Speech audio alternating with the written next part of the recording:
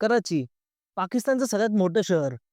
एकेकाळी रोशनी का शहर म्हणून ओळखलं जाणारं हेच कराची, एका काळात मोदका शहर बनलं होतं. आणि या शहराच्या काळोख्या अंडरवर्ल्डचा अनभिषिक्त राजा होता सरदार अब्दुल रहमान बलोच उर्फ रहमान डकेत. पण 9 ऑगस्ट 2009 मध्ये कराचीच्या बिन कासम भागात गोळ्यांचा आवाज घुमला आणि रहमान डकेतची क्रूर कहाणी एका क्षणात थांबली. पोलिसांनी सांगितलं एन्काउंटर, पण सवाल आजही कायम आहे. रेहमान खरोखरच एन्काउंटरमध्ये मेला होता, की एका मोठ्या राजकीय कटाचा तो बळी ठरला? आणि सगळ्यात मोठा प्रश्न, रेहमान मेल्यानंतर जो उजेर बोलच नावाचा डॉन जन्माला आला, त्याचं आणि भारताच्या कुलभूषण जाधव यांचं काय कनेक्शन होतं? आज आपण पाकिस्तानच्या अंडरवर्ल्डची ती काळोखी पानं उघडणार आहोत, ज्याचा थेट संबंध भारताच्या एका मोठ्या प्रकरणाशी जोडला गेला आहे. नमस्कार, आपण पाहता सावली कट्टा. कथा सुरू होते कराचीच्या लहरी भागातून.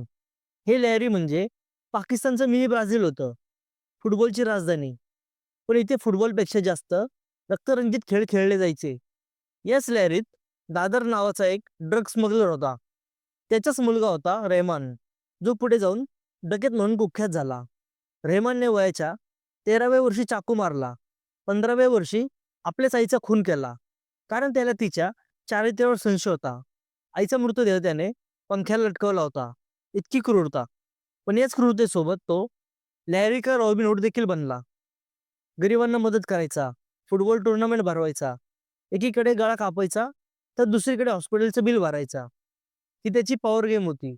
त्याला माहिती होतं, जनतेचा सपोर्ट असेल तर पोलिसही काही करू शकत नाही. रहमान डकेत फक्त गुंड नव्हता, तो पाकिस्तान पीपल्स पार्टीचा मोठा मोहरा बनला. 2007 मध्ये बेनझीर भुट्टो पाकिस्तानात परतल्या, तेव्हा कराची बॉम्ब ब्लास्ट झाला होता.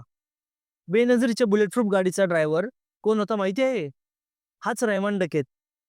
राजकीय संरक्षणामुळे तो माजला होता. पोलिसांनी त्याला एकदा पकडलं होतं, पण 5 कोटीची लाच देऊन तो आरामात निसटला.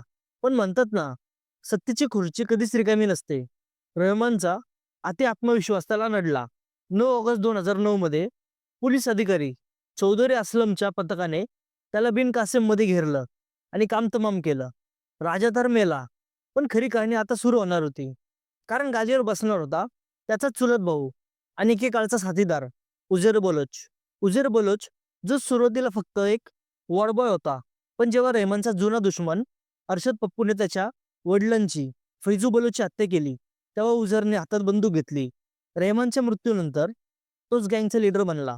2003 मध्ये उझरने अर्शद पप्पू आणि त्याच्या भावाला किडनॅप केलं, लॅरीच्या चौकात आणलं. तिथे जे झालं ते ऐकून तुमचं थरकाप पडेल. उझरच्या गुंडांनी अर्शद पप्पूचं शिर धडावेगळं केलं आणि त्या कापलेल्या डोक्याने फुटबॉल खेळला. इतकंच नाही, मृतदेहाचे तुकडे करून गटरमध्ये फेकून दिले. आता लॅरीचा नवा राजा उझेर होता. पण उझेरची कथा इथेच थांबत नाही, कारण या डॉनचं नाव थेट भारताच्या एका नौदल अधिकाऱ्याशी जोडलं गेलं, कुलभूषण जाधव. 2016 मध्ये कुलभूषण जाधव यांना पाकिस्तानने बलुचिस्तानमधून अटक केली. पाकिस्तानचा दावा होता की जाधव हे भारताचे गुप्तहेर आहेत, रॉ एजंट आहेत. त्यांना फाशीची शिक्षा सुनावण्यात आली. भारताने आंतरराष्ट्रीय न्यायालयात धाव घेतली. पण या सगळ्यामध्ये उजर बलोचचं नाव कसं आलं?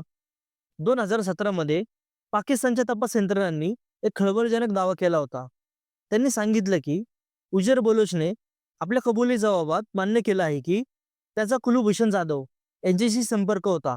जाधव हे बलुचिस्तान लिबरेशन आर्मीसाठी काम करत होते आणि उजर बलोच त्यांना मदत करत होता. पाकिस्तानी उजरच्या या कथित स्टेटमेंटचा वापर कुलभूषण जाधव यांच्यावरील आरोपांना बळ देण्यासाठी केला. उजर स्वतः पाकिस्तान पीपल्स पार्टी सरकारमध्ये होता. त्याचे ISI सोबत संबंध होते. अनेकदा डॉन आणि गुप्तचर यंत्रणा एकमेकांसाठी काम करतात. त्यामुळे उजरचा वापर करून पाकिस्तानने जाधव यांच्या विरुद्ध आंतरराष्ट्रीय स्तरावर खटला मजबूत करण्याचा प्रयत्न केला. रहमान डकेतच्या मृत्यूनंतर सुरू झालेली गँगवॉर, उजर बलोचची क्रूरता आणि त्याचा शेवट, ही आहे कराची अंडरवर्ल्डची कहाणी, जी आजही पाकिस्तानच्या राजकारणाला आणि भारताच्या परराष्ट्र धोरणाला प्रभावित करते.